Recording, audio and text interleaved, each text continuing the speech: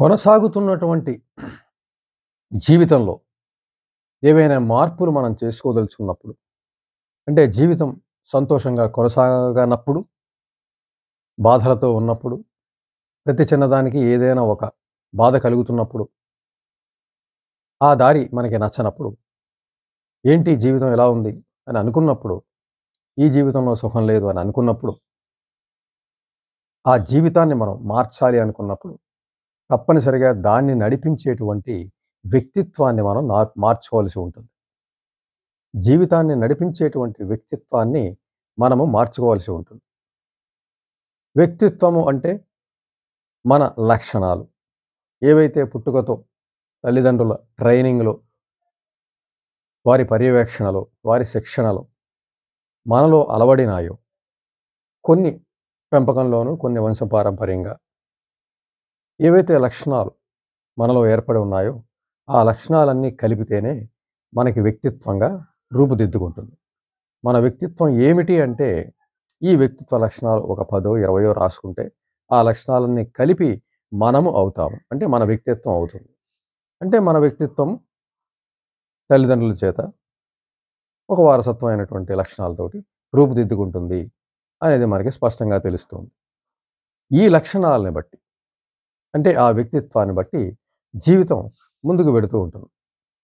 జీవితం కంఫర్ట్‌గా ఉండి, సంతోషంగా కాలం గడుపుతూ, కావలసినవి సాధించుకుంటూ, అనుకున్నవి సంపాదించుకుంటూ, సౌఖ్యంగా వెళ్ళగలిగితే సరే జీవితం బావున్నట్టుగానే. అంటే జీవితం బావుంది అంటే వ్యక్తిత్వ లక్షణాలు బావున్నాయి అని అర్థం. జీవితం బాగోలేదు, నచ్చడం లేదు అంటే ఆ వ్యక్తిత్వ లక్షణాల్ని మనం చెక్ చేయాల్సి ఉంటుంది. ఆ వ్యక్తిత్వ లక్షణాల్లో లోపం ఉన్నట్టుగానే మనం భావించాల్సి ఉంటుంది. అంటే ఆ బాల్యంలో ఉన్న శిక్షణ ఏదైతే ఉందో దాన్ని మనం ప్రశ్నించి తీరాల్సిందే. ఇక్కడ తల్లిదండ్రులు, గౌరవం ఇవన్నీ పక్కన పెట్టి మనం ఒకసారి ఏవైతే శిక్షణ మనకు లభించిందో వాటిని మనం ఒకసారి ఆలోచించినట్లయితే, ఆ శిక్షణ ద్వారా మనకు లభించినటువంటి లక్షణాలు ఏవైతే ఉన్నాయో వాటిని ముందు మార్చవలసి ఉంటుంది. ఆ లక్షణాల్ని మనం మార్చినట్లయితేనే జీవితం మరొక రకంగా వెళ్ళే అవకాశం ఉంటుంది. మనం ఏ రకంగా కోరుకుంటామో ఆ రకంగా వెళ్ళవలసి ఉంటుంది. అయితే ఏవైతే బాల్యంలో ఏర్పడ్డాయో ఆ లక్షణాలు వాటిని మనం మారిస్తే అప్పుడు మాత్రమే జీవితం మారే అవకాశం ఉంటుంది. ఆ వ్యక్తిత్వ లక్షణాలతోనే జీవిస్తున్నంత కాలం జీవితంలో ఏదైతే మనం బాధపడుతూ నడుపుతున్నామో, అసుఖంగా నడుపుతామో అలాగే కొనసాగే అవకాశం ఉంటుంది. వ్యక్తిత్వం అదే ఉన్నంత వరకు. వ్యక్తిత్వ లక్షణాలు అవే ఉన్నంత వరకు. అయితే జీవితాన్ని మార్చాలి అనుకున్నట్లయితే మనం ముందుగా మార్చుకోవలసింది వ్యక్తిత్వ లక్షణాలని అనే విషయాన్ని మనం గుర్తించాలి. అంటే మనం ఒక 10 లక్షణాలు మనం ఎప్పటికిప్పుడు మనం ఏమిటి అని ఒక హెడ్డింగ్ పెట్టి, మనము అని ఒక హెడ్డింగ్ పెట్టి, నేను అని ఒక హెడ్డింగ్ పెట్టి, మనలో ఉన్న లక్షణాలన్నీ కూడా ఒక 10 రాసినట్లయితే ఈజ్ ఈక్వల్ టు ఆ 10 లక్షణాలు ఈజ్ ఈక్వల్ టు మనము వ్యక్తిత్వం, మన వ్యక్తిత్వం. ఆ లక్షణాలు ఎలా ఉన్నాయి అనేది ఒకసారి చెక్ చేసి వాటిని ఇప్పుడు మనం మార్చాలి. మనకి అనుగుణమైన విధంగా మార్చుకోవాలి. అప్పుడే జీవితం మారుతుంది. కాబట్టి ఆ లక్షణాలు ఓ పక్కన రాస్తాం. మనకి ఏ లక్షణాలు కావాలనుకుంటున్నామో అవి ఓ పక్కన రాస్తాం. మనం ఏ రకమైన లక్షణాలు మనం ఈ రోజున మనం కోరుకుంటున్నాము.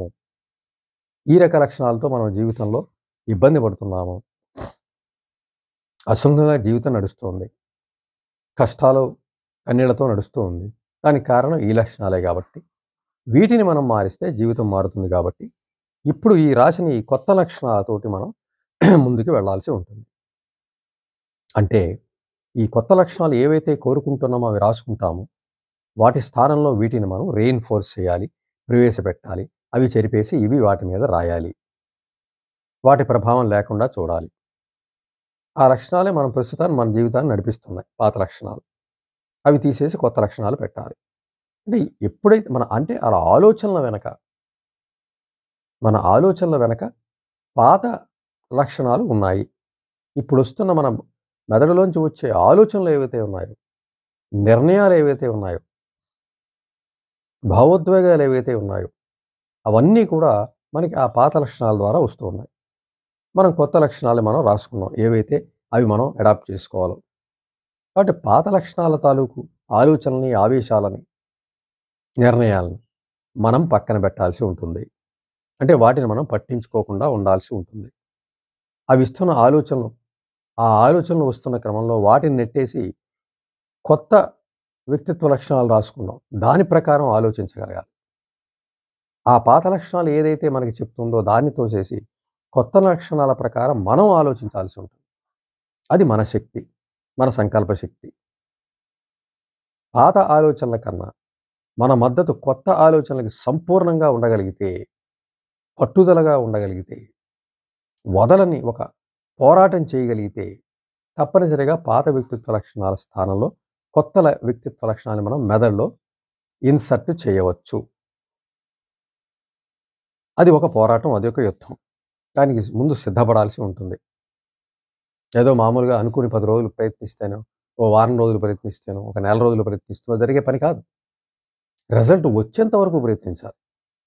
అది ఎంతకాలం పడుతుంది అనేది ఆ పట్టుదలని బట్టి, ఆ సంకల్ప శక్తిని బట్టి, పోరాటాన్ని బట్టి ఉంటుంది.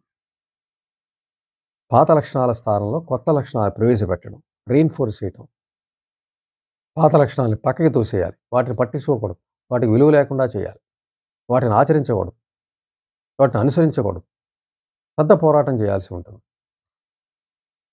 ఇంచేతంటే అది పాత వ్యక్తిత్వం. అది కూడా చాలా బలంగా ఉంది. చాలా చిన్నప్పటి నుంచి మనలో ఎదిగినటువంటి వ్యక్తిత్వం అది. వ్యక్తిత్వ లక్షణాలు. మనం ఈ కొత్తగా మనం కంఫర్ట్‌గా ఉండేట్టు, మనకి తగినట్టు, జీవితం సుఖంగా వెళ్ళేటట్టు, విజయాలు సాధించేటట్టు, మనకి ఏవైతే కోరుకుంటున్నామో అవన్నీ కూడా మనం రాసుకుంటాం. వీటిని వాటి స్థానంలో ప్రవేశపెట్టాలి. నిత్య పోరాటం జరగవలసిందే.